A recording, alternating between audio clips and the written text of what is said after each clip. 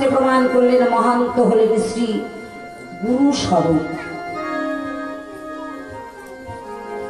শাস্ত্রে প্রমাণ করলেন জীবের নিস্তার লাগি নন্দ সুত হরি, ভুবনে প্রকাশ হলেন গুরু রূপ ধরি।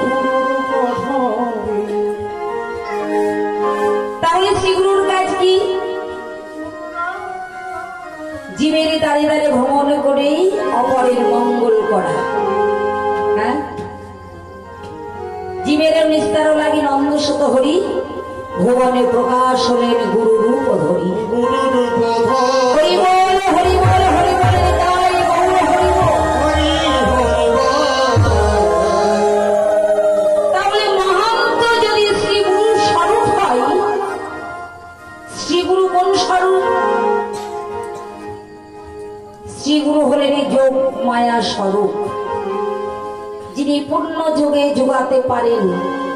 এই যোগে কিন্তু সকলেই যোগাতে পারেন না। হরে কৃষ্ণ।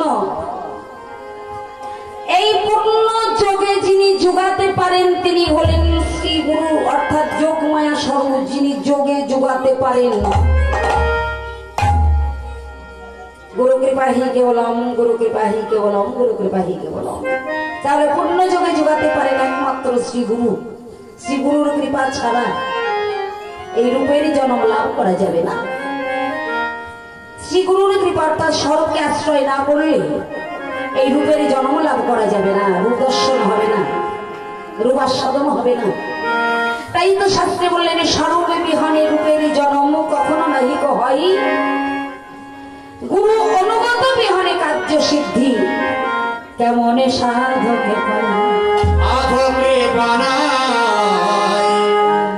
রূপের জন্ম লাভ করতে হলে আগে সদ্গুরু কৃপা লাভ করতে হয়।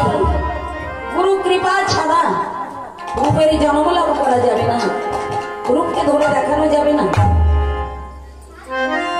আবার রূপ এমন একটি বস্তু কাউকে আস্বাদন করানো যাবে না যদি গুরু কৃপা না হয়। তবে গুরু কৃপা যেই জন্য লাভ করেছে সেই জন আমার গোবিন্দের মধুর রূপ দর্শন করে।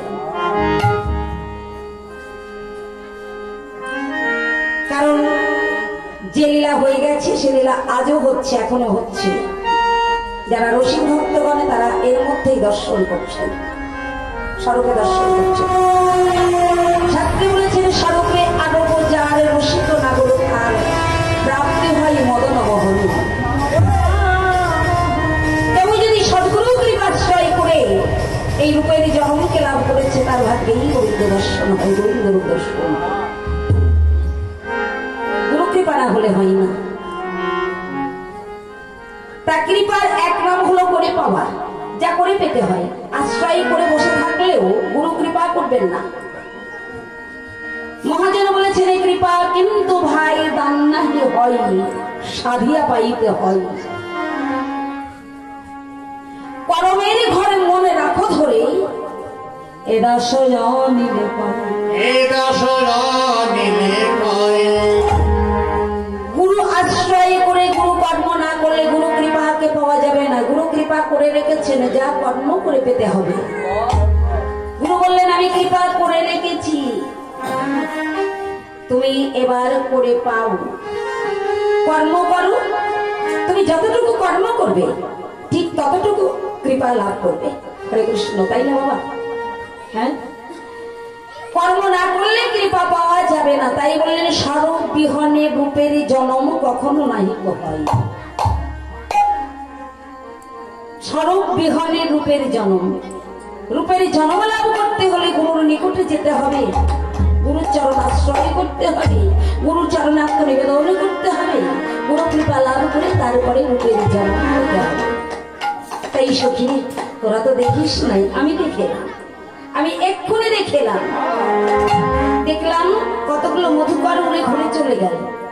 তারা গড়ে চলে গেল কারণ তারা হলো মহান্ত জাতি মধুকর। তারা কি করলেন?